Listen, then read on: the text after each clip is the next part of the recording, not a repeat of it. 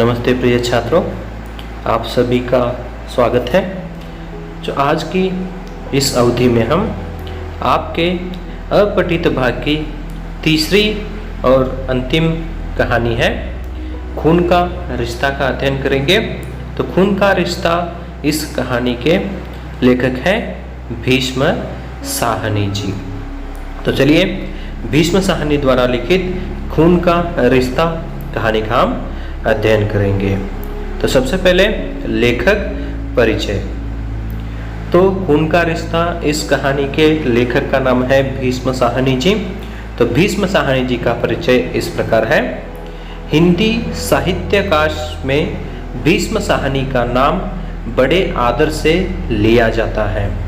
इनका जन्म 8 अगस्त 1915 ईस्वी को रावलपिंडी में हुआ। इनके पिता का नाम हरवंशलाल था। तो इन्होंने मास्को के विदेशी भाषा प्रकाशन गृह में सन 1957 से सन 1963 तक अनुवादक के रूप में काम किए हैं। वे दिल्ली कॉलेज में अंग्रेजी के वरिष्ठ प्रवक्ता के पद पर कार्यरत रहे हैं। इनकी विचार दृष्टि राष्ट्रीय और समाजपरक थी। इन्होंने अपनी कहानियों में निम्न मध्यवर्गीय परिवारों की कुंठाओं, निराशा, घुटन, असंगतियों का स्वाभाविक तथा प्रभावशाली चित्रण प्रस्तुत किया है। इनकी सामाजिक दृष्टि स्वस्थ तथा स्पष्ट है। इनकी मृत्यु 11 जुलाई 2003 ईस्वी को हुई। तो खून का रिश्ता इस कहानी के लेखक का नाम है भीष्म साहनी जी। तो भीष्म साहनी जी यहाँ पर अपने कहानी के माध्यम से मध्यम वर्गीय परिवारों में कौन सी समस्याएं होती है, उनकी निराशा क्या है, उन सभी बातों के बारे में अपनी कहानियों में लिखने का प्रयास किए हैं। तो इनकी प्रमुख प्रसिद्ध कहानियाँ हैं जो माता विमाता, बीवर, सिर का सदका, प्रोफेसर, अपने अपने बच्चे, खून का रिश्ता, चीप की दावत आदि शामिल है। तो तमस इनकी बहुचर्चित उपन्यास है। तो भीष्म साहनी जी प्रस्तुत कहानी में सगाई की रस्म यानी जो परंपरा है उसके बारे में, और रिश्तेदारों की अहमियत यानी रिश्तेदारों की महत्व क्या है, वीर जी का 1.25 रुपये में ही सगाई पर बल देना, मंगल सेन को अपनी हैसियत पर नाज होना, मंगल सेन को अंततः सगाई में ले जाना, उनका आतिथ्य सत्कार, 1 चम्मच का खो जाना, वीर जी का क्रोध प्रकट करना, मंगल सेन के साथ दुर्व्यवहार, प्रभा के भाई द्वारा चम्मच का वापस लाकर देना आदि घटनाओं का सजीव चित्रण प्रस्तुत किया है। तो वर्तमान परिवेश में यह कहानी अत्यंत प्रासंगिक है और कहानी तत्वों पर भी यह खरी उतरती है। तो आज के चकाचौंध भरे माहौल में सरल विवाह की महत्ता तथा खून के रिश्तों एवं पारिवारिक रिश्तों को निभाने पर बल देने के उद्देश्य से इस कहानी का चयन किया गया है। तो चलिए प्रिय छात्रों, हम आगे बढ़ेंगे कि कौन सी भी एक कहानी को समझना है तो सबसे पहले उस कहानी में आने वाले पात्रों की जानकारी हम ले लेंगे। तो प्रमुख पात्र यहाँ पर इस प्रकार है। पहला पात्र मंगल सेन, दूसरा बाबूजी, तीसरा पात्र संतू और वीर जी, मनोरमा, माँ, प्रभा, लड़का और अन्य यहाँ पर पात्र भी आते हैं जो उनके संबंधी भी हैं, और यहाँ पर सभी पात्र अन्य आते हैं। तो सबसे पहले हम मंगल सेन पात्र। तो मंगल सेन वीर जी का चाचा है जिसकी उम्र 50 साल है और बाबूजी के चाचा का बेटा है। यहाँ पर बाबूजी जिनका नाम लाला जी है, तो लाला जी वीर जी के पिता है। तीसरा पात्र संतू। संतू यहाँ पर बाबूजी के घर में काम करने वाला पुराना नौकर है। बाद में वीर जी बाबूजी का बेटा है, तो बाबूजी का नाम लाला जी है, तो लाला जी का बेटा यहाँ पर वीर जी है, तो वीर जी MA तक की पढ़ाई प्राप्त कर चुके हैं। उसके बाद मनोरमा, मनोरमा वीर जी की बहन है, यानी लाला जी की बेटी। उसके बाद माँ है, जो वीर जी की माँ यानी बाबूजी जिसे लाला जी कहते हैं उस लाला जी की पत्नी है।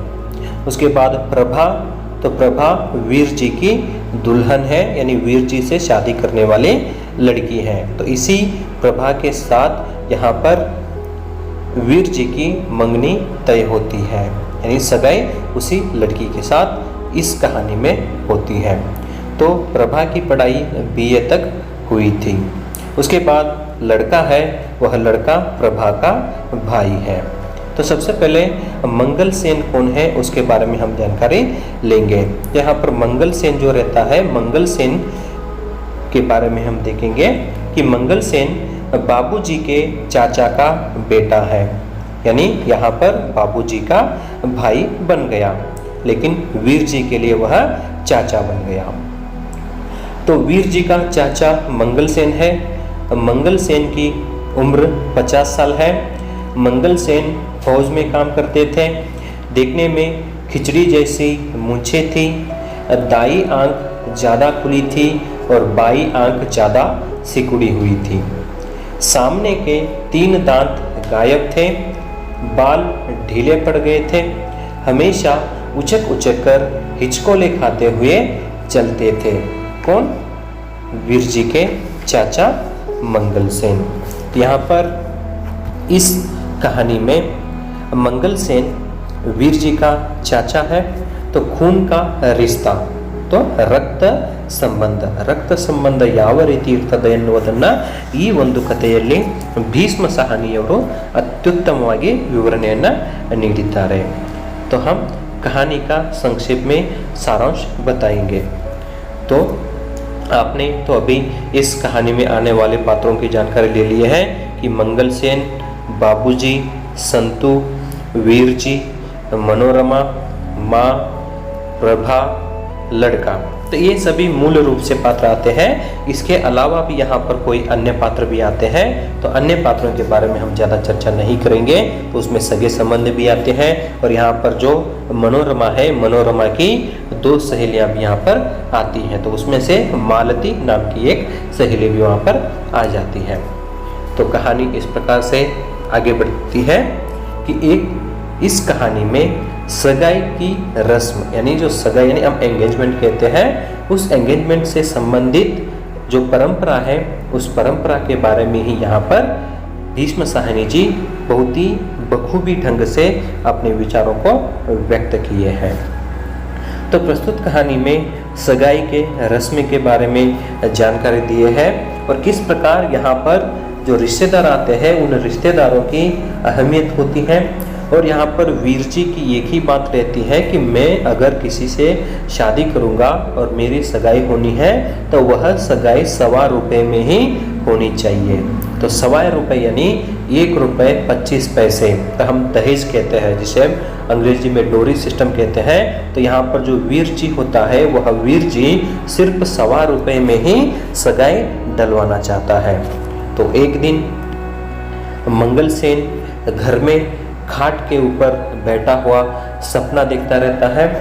तो उस सपने में एक बात आ जाती है कि यहाँ पर वीर जी की सगाई के लिए रिश्तेदारों के घर चाचा मंगल सेन और बाबूजी गए हुए हैं। तो बाबूजी के साथ यहाँ पर चाचा मंगल सेन गया हुआ है, ऐसा सपना वहाँ पर मंगल सेन देख रहा था। तो वहाँ पर जाते हुए उसकी आवभगत कैसे होती है, उनका आदर सत्कार कैसे होता है, उसी प्रकार यहाँ पर सपना देखता रहता है। यहाँ पर बाबूजी वहाँ पर उस मंगल सेन जी का परिचय देते रहते हैं, और इस प्रकार से वहाँ पर उनकी आवभगत होती है। उस रिश्तेदार जो रहते हैं वे रिश्तेदार आकर यहाँ पर मंगल सेन से कहते हैं कि चाचा जी क्या हम और दूध लाएंगे। यहाँ पर चाचा जी बहुत ही गर्व से कहता है कि और ही गिलास लेकर आओ।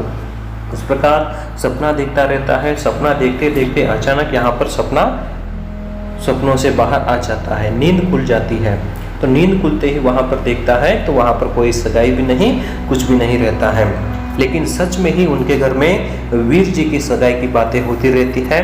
तो उस बात को लेकर यहाँ पर संतू जो घर का पुराना नौकर रहता है, वह पुराना नौकर आकर यहाँ पर मंगल सेन के पास आता है और मंगल सेन के पास आकर यह बात कह देता है कि आज वीर जी की सगाई चल रही है, तो सगाई के लिए यहाँ पर आपको लेकर नहीं जाएंगे।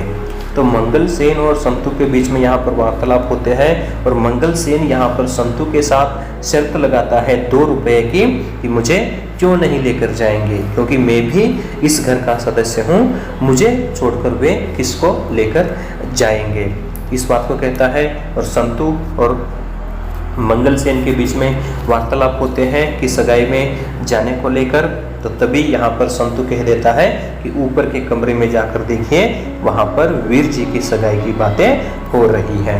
तो इतना कहकर संतू वहाँ से चला जाता है और मंगल सेन सीधा उस ऊपर के कमरे की ओर बढ़ने लग जाता है। तो वहाँ पर पहले ही वीर जी की सगाई की बातें होती रहती हैं। वहाँ पर बाबूजी, मनोरमा, माँ और वीर जी वहाँ पर बैठे रहते हैं। तो सभी लोग यहाँ पर वीर जी की सगाई में कौन कौन जाते हैं, किस प्रकार से सगाई की जाती है, उन सभी बातों की जानकारी चर्चा वहाँ पर होती रहती है। तो उसी कमरे में वीर जी कहते हैं अपनी माँ से कि जो भी है मैं सिर्फ 1.25 रुपये में ही सगाई करवाना चाहता हूँ, तो उस सगाई में बाबूजी मात्र अकेले जाना चाहिए। तो बाकी के कुछ लोग भी आते हैं तो उनको जाने के लिए मना कर देता है। लेकिन उसी बात को लेकर माँ यहाँ पर थोड़ी विचलित हो जाती हैं, क्योंकि हमारे भी सगे संबंधी होते हैं और इन सगे संबंधियों को छोड़कर हम कैसे जा सकते हैं। उसी बात को लेकर और सभी लोगों को यही पता कर जाता है वीर जी कि 1.25 रुपये में ही सगाई होनी चाहिए। तो उसी बात को लेकर वहाँ पर कुछ चर्चाएं होती हैं। उसी समय मंगल सेन का वहाँ पर आगमन होता है। तो जैसे ही मंगल सेन का वहाँ पर आगमन होता है तो सभी लोग जो पहले जो भी बातों की चर्चा करते रहते हैं उन बातों को वहीं पर रोक देते हैं, ताकि यहाँ पर मंगल सेन आ जाता है तो कुछ गड़बड़ी हो जाती है करके सभी लोग वहाँ पर बातें बंद कर देते हैं। तो वैसे ही सगाई में कौन कौन जाते हैं, कहाँ जाना है, क्या करना है, उन सभी बातों की वहाँ पर चर्चा होती रहती है। तो मंगल सेन भी जाता है, वहाँ पर बैठ जाता है। तो माँ जी वहाँ पर मंगल सेन को खाना खाने के लिए देती है, लेकिन वहाँ पर मंगल सेन खाना खाता ही रहता है। उसी समय यहाँ पर बाबूजी जो होते हैं उस मंगल सेन का अपमान कर देते हैं कि जो भी काम करते हो सही ढंग से नहीं कर पाते हो, तो जो काम दिया जाता है उस काम को सही तरह से क्यों नहीं करते हो, इस प्रकार नौकरों के सामने ही डांट देते हैं। उसी समय यहाँ पर संतू भी वहाँ पर बातें सुनता रहता है। तो यहाँ पर पिताजी जिस प्रकार से चाचा को डांटते हैं उस बात को यहाँ पर वीर जी सुन लेता है और वीर जी को भी यहाँ पर बुरा लगने लग जाता है। वहाँ पर बाबूजी मंगल सेन को इसलिए डांटता रहता है कि वहाँ पर रामदास नामक एक व्यक्ति बाबूजी के पास से किराए के रूप में पैसा लेकर गया था। तो 6 महीने हो गया था, तो 6 महीने होने के बावजूद भी मंगल सेन जाकर वहाँ से किराए का पैसा वापस लेकर नहीं आया था। तो इसी बात को लेकर यहाँ पर बाबूजी मंगल सेन के ऊपर रूठ जाते हैं। तो वे सभी बातें वहाँ पर होने के बाद अंत में मंगल सेन बाबूजी से कहता है कि सगाई टलवाने के लिए कब जाएंगे। तो यहाँ पर मंगल सेन के मन में सिर्फ सगाई की ही बात घूमती रहती है, क्योंकि वह सपने में भी देख चुका है कि वह अपने भतीजे की सगाई में गया है और सगाई में किस प्रकार से रिश्तेदार उनकी आवभगत कर रहे हैं, उनका स्वागत कर रहे हैं, उनका सम्मान कर रहे हैं। उन सभी बातों को याद करता रहता है और बहुत ही यहाँ पर खुशी महसूस करता रहता है। लेकिन अचानक यहाँ पर बाबूजी से सगाई के लिए कौन से समय में जाने की बात कर देता है। तो उसी समय यहाँ पर बाबूजी क्रोध से मंगल सेन को कह देता है कि नहीं, सगाई में हम तुमको लेकर नहीं जाएंगे। तो इस बात को वहाँ पर सुन लेने के बाद मंगल सेन बहुत ही दुखी हो जाता है और मंगल सेन वहाँ से चला जाता है। तो वहीं पर संतु बर्तन मलता रहता है और वीर जी यहाँ पर कह रहता है ठीक है, तो पिताजी आप चाचा जी को भी सगाई के लिए लेकर जा सकते हैं। तो इस समय में माँ जी इस बात को सुन लेती है और अपने बेटे से कहती है कि ऐसे बुरे इंसान को, कुचरित्र वाले इंसान को कैसे लेकर जा सकते हैं। अरे बेटा, शुभ शुभ के समय में शुभ की बातें करो, ऐसे अशुभ की बातें नहीं करना चाहिए। तो इस बात को सुनकर वीर जी को थोड़ा गुस्सा आ जाता है और अपनी माँ से समझाता है कि आपने ही पहले बता रहे थे कि खून का रिश्ता है, तो खून का रिश्ता होने के कारण बाबूजी जब डांट रहे थे तब आपने बताया कि खून का रिश्ता है, उसका तो थोड़ा लिहाज कीजिए, नौकरों के सामने मंगल सेन को ऐसा मत डांटिए। तो सभी उसी बात को याद करते हुए यहाँ पर वीर जी माँ से कह देता है कि यहाँ पर चाचा जी को आप इसलिए हैं ऐसे करते हैं कि शायद उनका कोई नहीं है। तो अंत में यहाँ पर वीर जी, बाबूजी और माँ के बीच में सगाई में कौन जाते हैं, कैसे जाते हैं, क्या क्या वहाँ पर कार्यवाही है, उन सभी बातों की चर्चा वहाँ पर होने के बाद अंत में यहाँ पर बाबूजी यह निर्धार कर देते हैं कि ठीक है, मंगल सेन को ही हम सगाई के लिए लेकर जाएंगे।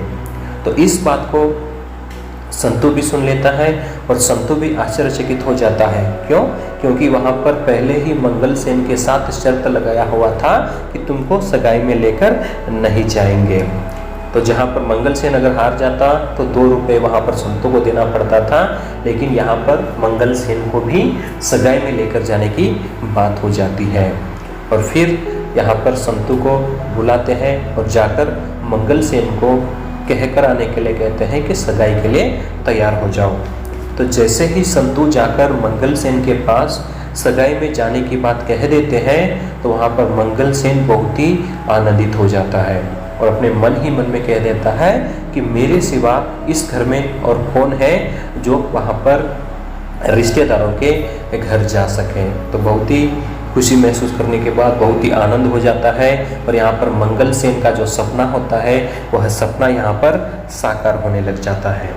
उसी समय जो पेटी होती है, पेटी में से वहाँ से कपड़े निकलता है, उन कपड़ों को निकाल कर पहन लेता है।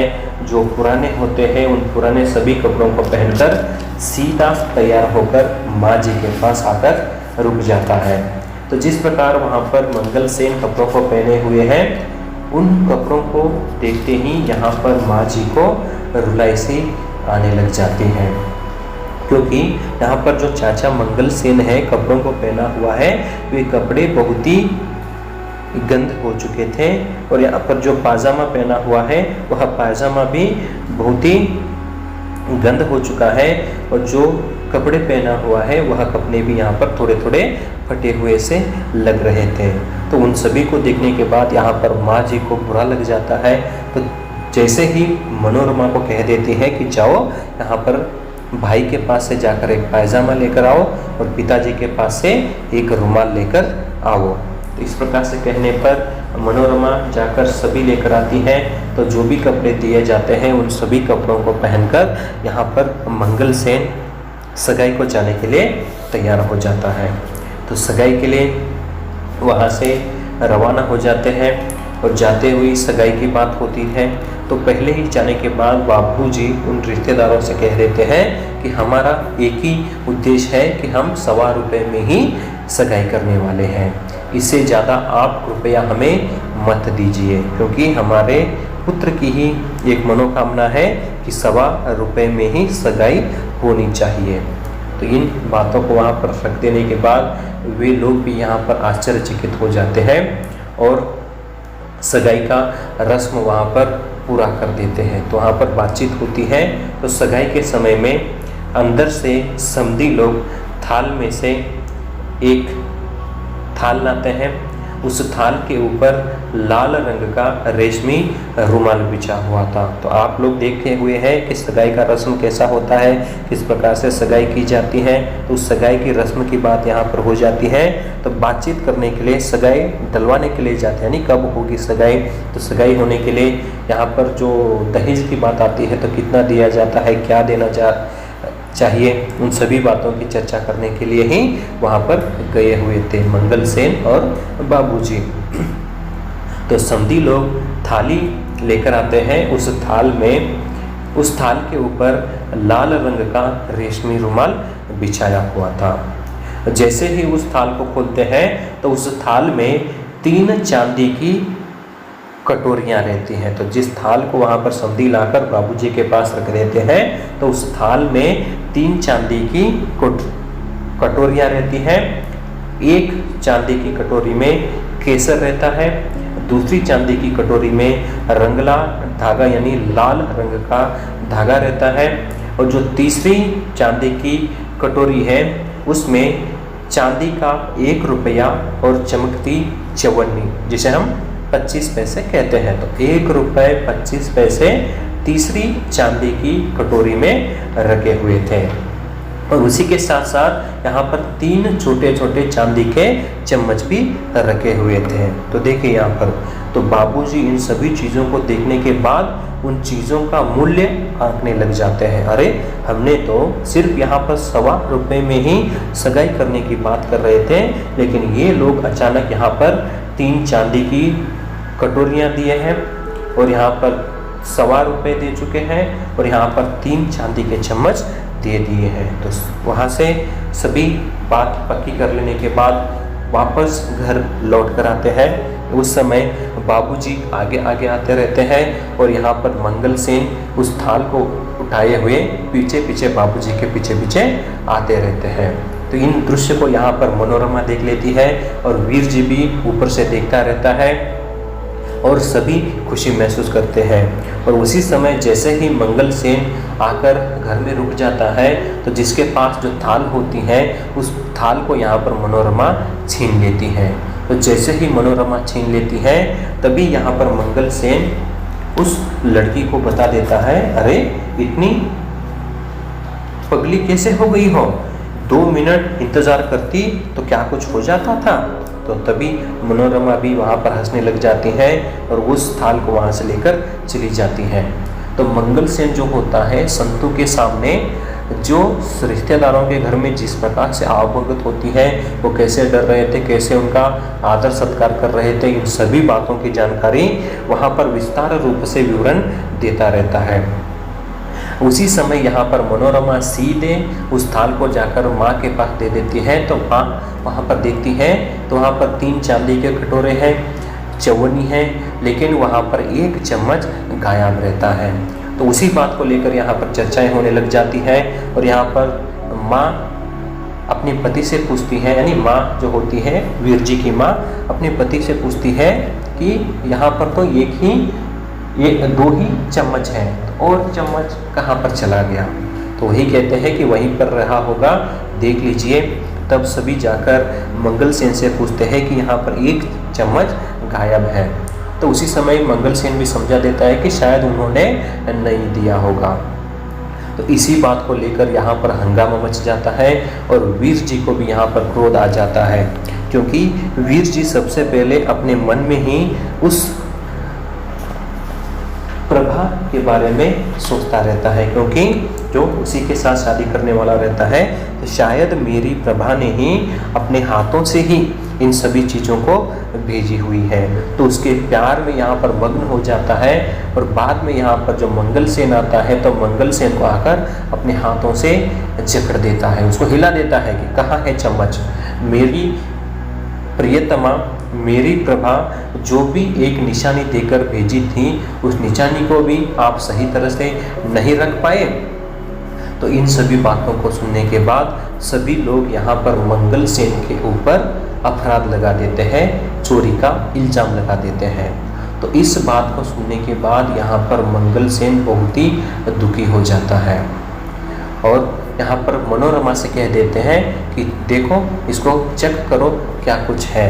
तो मनोरमा यहाँ पर मंगल सेन के जेब को टटोलती है, तो वहाँ पर जेब में कुछ नहीं मिलता है। तो एक जेब में हाथ डालती है तो वहाँ पर गंदा रुमाल दिखाई देता है, और जैसे ही दूसरी जेब में हाथ डालती हैं तो वहाँ से कुछ आवाज़ आती है। तो जैसे ही वहाँ से आवाज़ आ जाती है तो वहाँ पर मनोरमा जोर से चिल्लाने लग जाती है कि चोर पकड़ा गया, चोर पकड़ा गया। तो लेकिन वहाँ पर ऐसा नहीं रहता है, वहाँ पर एक चाकू रहती है और चाबियों का गुच्छा रहता है, उसकी खनकी सी आवाज़ आ जाती है। उसी को मनोरमा यहाँ पर कल्पना अलग कर लेती है। तो सभी देखने के बाद वहाँ पर चम्मच नहीं मिलता है, तो बाबूजी उस मंगलसेन को बहुत ही डांटने लग जाते हैं और एक चम्मच का कीमत 5 रुपये होता है। तो वहाँ पर बाबूजी मंगलसेन से कह देते हैं कि मैं तुमसे 5 रुपये लिए बिना छोड़ूंगा नहीं। तो इन सभी दृश्य को देखने के बाद मंगलसेन इतना दुखी हो जाता है कि वहीं पर गिर जाता है। तो जैसे ही मंगलसेन वहाँ पर गिर जाता है तो बाबूजी उस मंगलसेन को अंदर कमरे में ले जाने के लिए कहते हैं। तो संतू यहाँ पर मंगलसेन को अंदर कमरे में ले चला जाता है।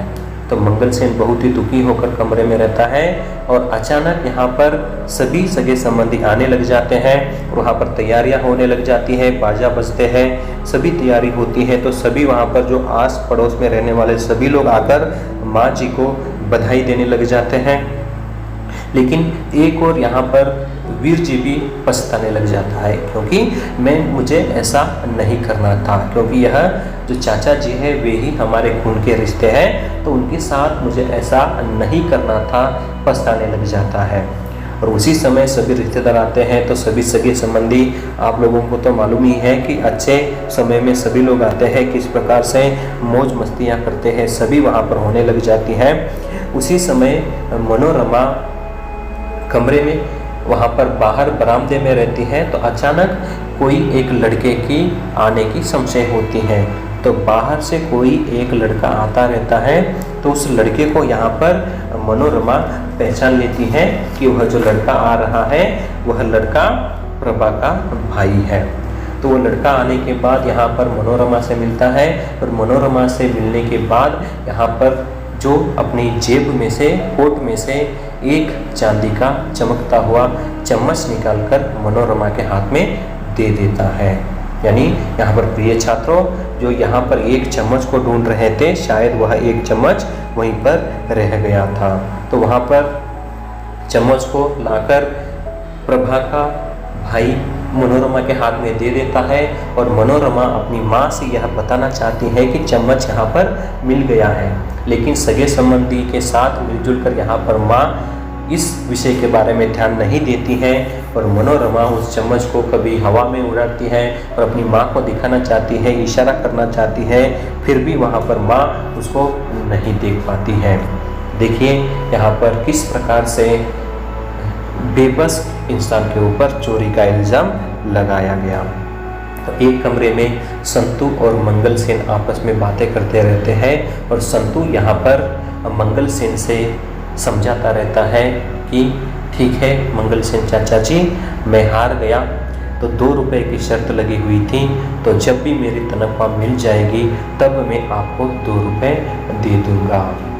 तो इस प्रकार यह घटना होती है कि खून का रिश्ता किस प्रकार से होना चाहिए, लेकिन यहाँ पर खून के रिश्ते की अहमियत ही नहीं होती है।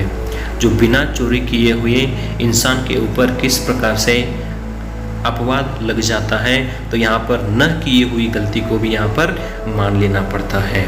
तो यहीं पर कहानी समाप्त हो जाती है। तो इस कहानी के माध्यम से हमें भीष्म साहनी जी यही बात बताना चाहते हैं कि जो सगाई की रस्म होती है और यहाँ पर रिश्तेदार और खून का रिश्ता कैसा होता है कि खून के रिश्ते को हमें अपमान नहीं करना चाहिए। तो ताकि यहाँ पर चाचा मंगलसेन भी खून का रिश्ता ही है, तो खून का रिश्ता है, फिर भी यहाँ पर गड़बड़ी में कुछ हो जाती है और उनके ऊपर अपवाद भी लग जाता है। इसलिए कहते हैं कि हमें हमारे रिश्तेदारों के ऊपर विश्वास होना चाहिए, हमारे सगे संबंधियों के ऊपर विश्वास रखना चाहिए। लेकिन यहाँ पर चम्मच मिल गई ही बात वहीं पर कहानी समाप्त हो जाती है। न यहाँ पर मंगलसेन को पता चल जाता है कि यहाँ पर चम्मच मिल गया है। तो लेखक यहाँ पर हम सभी लोगों को यही बताना चाहते हैं कि हमें हमारे खून के रिश्ते के ऊपर विश्वास करना चाहिए। किसी भी व्यक्ति के ऊपर अपमान लगाने से पहले हमें पहले सोचना चाहिए कि वह व्यक्ति गलत किया है या नहीं किया है। तो प्रिय छात्रों, आप भी इस कहानी के माध्यम से खून के रिश्ते को किस प्रकार से हमें बरकरार रखना चाहिए और उस खून के रिश्ते को बरकरार रखने के लिए किस प्रकार से हमें कार्य करना चाहिए, उन सभी विचारों को यहाँ पर भीष्म साहनी जी हम लोगों के सामने प्रस्तुत किए हुए हैं। तो इस कहानी के माध्यम से हमें यह सीख मिलती है कि खून के रिश्ते को किस प्रकार से निभाया जाता है। अगर खून का रिश्ता अच्छा रहा तो हम आपस में एक दूसरे के साथ मिलजुल कर अच्छे से बात और अपने विचारों को व्यक्त करते हैं। तो इस प्रकार हम खून का रिश्ता नामक कहानी का संक्षेप में अध्ययन किए हैं। तो चलिए अभी प्रश्नोत्तरों की चर्चा करेंगे। एक शब्द या वाक्यांश या वाक्यों में उत्तर लिखिए। तो पहला प्रश्न है, चाचा मंगल सेन चिलम थामे क्या देख रहा था? तो इसका उत्तर है, चाचा मंगल सेन चिलम थामे हुए सपना देख रहा था। दूसरा, घर का पुराना नौकर कौन था? तो इसका उत्तर है, घर का पुराना नौकर संतू था। तीसरा प्रश्न, संतू की पीठ पर क्या पड़ी?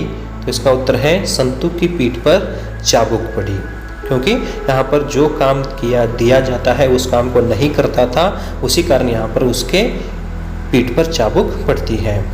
चौथा, किसका स्वप्न सचमुच साकार हो उठा? तो इसका उत्तर है, चाचा मंगल सेन का सपना सचमुच साकार हो उठा। पांचवा, लड़की की पढ़ाई कहाँ तक हुई थी? तो इसका उत्तर है, लड़की की पढ़ाई BA तक हुई थी। छठा, बाबूजी के सामने कितनी चांदी की कटोरियाँ रखी हुई थी? तो इसका उत्तर है, बाबूजी के सामने 3 चांदी की कटोरियाँ रखी हुई थी। और सातवां प्रश्न है, वीर जी की बहन का नाम क्या है? तो उत्तर है, वीर जी की बहन का नाम मनोरमा। आठवां प्रश्न, प्रभा की सगाई किनके साथ हुई? तो इसका उत्तर है, प्रभा की सगाई वीर जी के साथ हुई। और नौवां प्रश्न है, 1 चम्मच की कीमत कितनी मानी गई? तो इसका उत्तर है, 1 चम्मच की कीमत 5 रुपया मानी गई। और 10वां प्रश्न है, प्रभा का भाई वीर जी के घर क्या देने आया था? तो इसका उत्तर है, प्रभा का भाई वीर जी के घर चम्मच देने के लिए आया था। इस प्रकार हमने खून का रिश्ता नामक कहानी का अध्ययन किए हैं। तो इसके माध्यम से भीष्म साहनी जी खून के रिश्ते की कदर करने की बात हमें कह रहे हैं और खून के रिश्ते को किस प्रकार से निभाया जाता है इसके बारे में भी बताए हैं। धन्यवाद।